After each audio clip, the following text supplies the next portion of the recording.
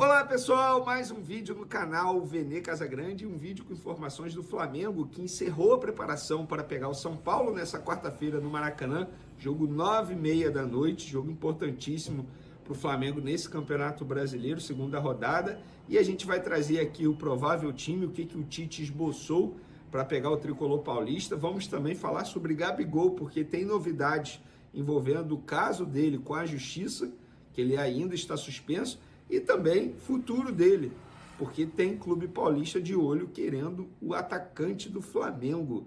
Vamos falar também de uma postura do jogador Matheus Gonçalves, que é de bater palma, vamos explicar isso já já, e tem também clube da Série A de olho em goleiro do Flamengo, mas será que vai ter negociação?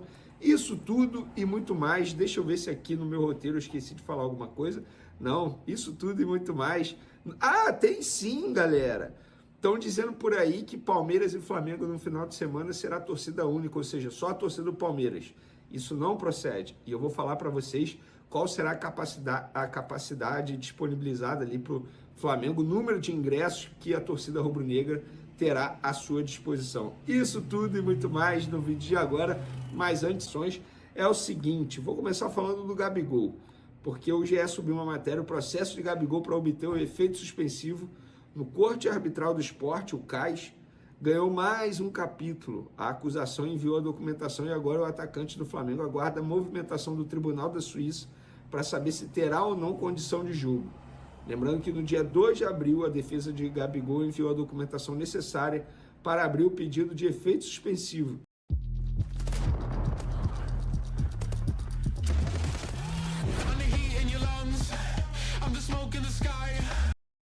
Com os documentos foi indicado um dos 3 árbitros que participará do julgamento.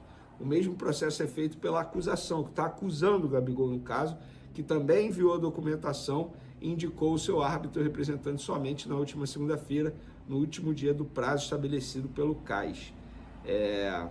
Outra coisa aqui que é importante falar, na argumentação utilizada na tentativa de efeito suspensivo, ou seja, da defesa do Gabigol, os advogados do Gabigol pediram o pericum in mora, que é o perigo da demora, justamente com fumus boni juris, fumaça do bom direito.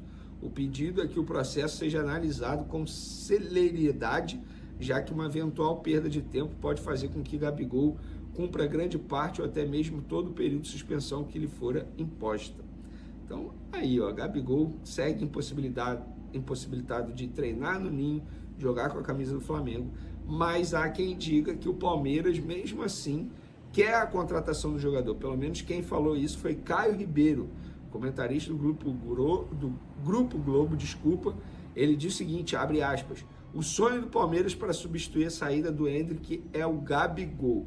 Galera, eu vou ser bem sincero, assim, analisando todo o contexto, eu não vejo o Abel Ferreira querendo o Gabigol. Eu acho que são perfis totalmente diferentes. E por que eu falo isso? Porque o Abel Ferreira sempre deixa claro que ele não gosta de jogadores com esse perfil do Gabigol. Um perfil, digamos, com muita personalidade. É só a gente parar e analisar o elenco do Palmeiras. Eu não vejo compatibilidade, mas é o Caio Ribeiro que está dizendo. Se ele está dizendo, a informação que eu tenho é que o Palmeiras em nenhum momento fez nenhuma movimentação. Ainda mais agora, contratando o Felipe Anderson, tudo bem, são posições diferentes, tá? Mas será que a Leila ia querer investir tão pesado assim no elenco? Embora o elenco do Palmeiras seja um elenco caro, digamos assim, mas a Leila é muito mais conservadora, ela é muito conservadora. Mas enfim, fica aí a informação e o relato do Caio Ribeiro. Mudando de assunto, envolvendo o Palmeiras, os ingressos...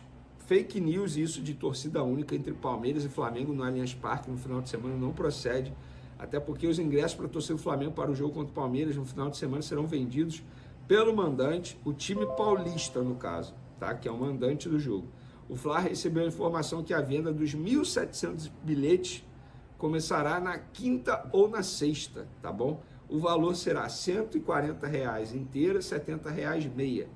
Aí muita gente vai me perguntar assim, mas Vene, não era para ter 10% da capacidade? Primeiro, o Allianz Parque não vai ter 100% da capacidade disponível, porque vai ter o show do Belo, o pagodeiro, no sábado.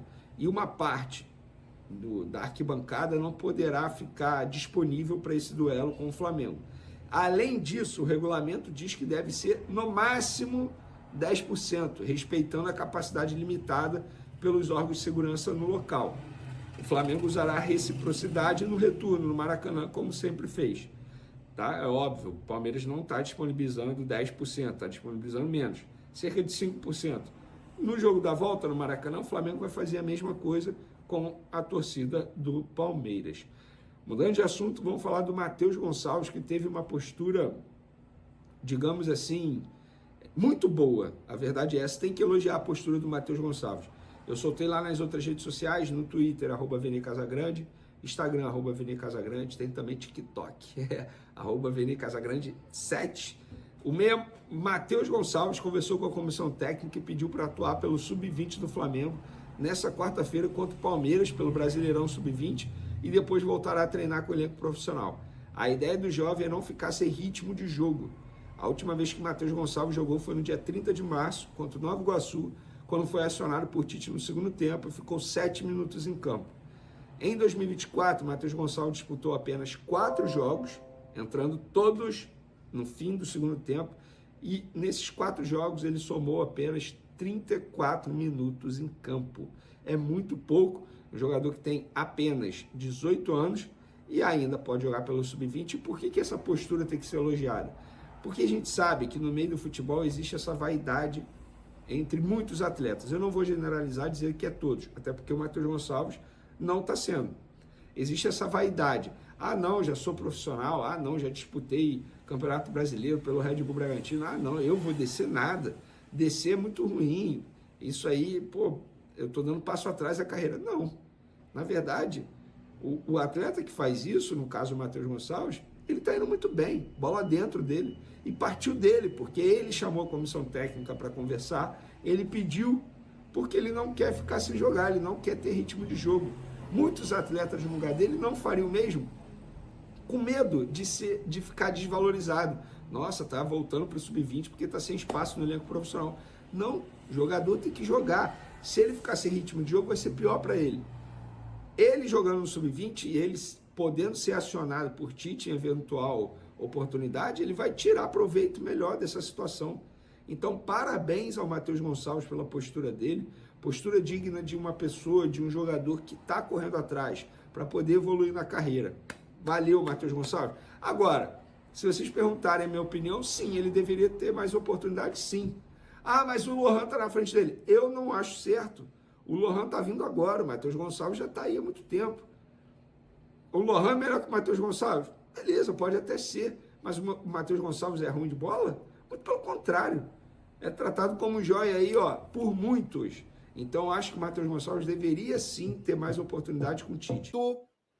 Do gigante Flamengo ter a sua casa própria e ter toda essa receita para ele.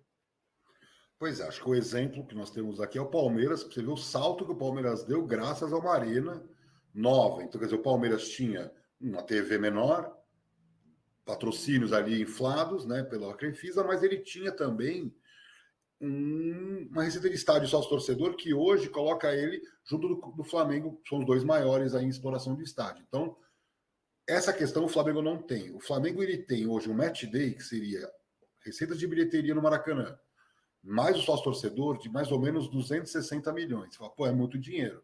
Agora, quando você vai ver o líquido, quer dizer, quanto é que fica para o Flamengo, o Maracanã é muito custoso. Então, quando a gente compara o Maracanã com outros estádios, aí podemos discutir que o Maracanã tem essa questão pública, histórica, as cativas, não sei o quê, tem custos administrativos absurdos que vai comendo um dinheiro, uma comissão de dinheiro. Então, o Flamengo já sabe que não dá, porque pelo bruto é lindo, 260 milhões, mas pelo líquido é um valor que muitas vezes fica, sei lá, metade ou até menos, 40%. Então, se é um jogo de Libertadores, então, que tem a boca ainda na Conmebol, morde mais um pouquinho. Então, o Flamengo tem que maximizar o lucro com uma operação de jogos, e não vai ser no Maracanã atual. A minha tese é que o Flamengo deveria incorporar o Maracanã como os dele, quer dizer, compra o Maracanã, de alguma maneira, cria-se um mecanismo, e incorpora-se no ativo do Flamengo, vai 1 bi, e o Flamengo começa a gerir o Maracanã para ele, então ele não precisa mais usar, não tem como, porque a gente sabe que tem as cadeiras perpétuas, tem 1000 histórias do Maracanã, e o Flamengo tem que correr atrás dos objetivos dele. Então, se ele fizer isso, ele vai ter, de um lado, como aconteceu com o Corinthians. Como é que eu pago essa dívida? Ah, eu vou usar a receita do estádio. O Corinthians está fazendo isso, não está dando certo. Por quê? O custo do capital é alto, o estádio hoje está com uma dívida aí de mais de 1 bi, e ele arrecadou no melhor momento, que foi em 2022, 100 milhões com bilheteria. Então, ele dá 100 milhões para uma dívida de 1 bi. Então, ele está pagando o serviço da dívida, nunca quita a dívida. Então, ele tinha que estar faturando o dobro pelo custo do estádio. Por que o Palmeiras não sofre com isso? Porque o Palmeiras pegou o estádio, eu jogo aqui, me dá bilheteria e sócio torcedor, e o resto é da W Torre, que vai a cada ano vai aumentando. Então, ou o Flamengo encontra um sócio, que não precisa ser uma construtora, pode ser shopping center, que vai fazer um empreendimento e o Flamengo vai ficar tranquilo, ó, não tenho dívida, cada vez você vai ganhando um pouquinho e é meu sócio. Mas para ser sócio, vai ter que ir para o conselho. O próprio participei de uma live com o presidente Rodolfo Landim, ele comentou de fazer uma SAF, emitiria aí 25% do capital dessa SAF para trazer investimento, e com esse investimento ele não gastaria um centavo. Essa é a melhor jogada, porque a máquina Flamengo hoje consome, só de futebol, mais de 800 milhões por ano. Então não dá para parar. Ah, eu vou tirar o dinheiro do futebol para pagar o estádio. Bom, vai ter que reduzir, a torcida vai sentir, talvez impacte nas receitas. Então, como trocar esse pneu em movimento? Ele joga no Maracanã, fica tudo bem, e essa construção não pese nas finanças do clube. Porque se ele tiver que tirar dinheiro... Então você acha que essa ideia do Landim, que surgiu numa entrevista na CBN, que ele divulgou e que você estava participando, e que foi muito criticada, você acha que é uma solução interessante e até seria a melhor solução? Uma SAF, seria a melhor solução, uma parte para desenvolver o estádio? Porque vamos lá, qual que é o medo do torcedor flamenguista? Com razão, é o mesmo medo que eu tenho,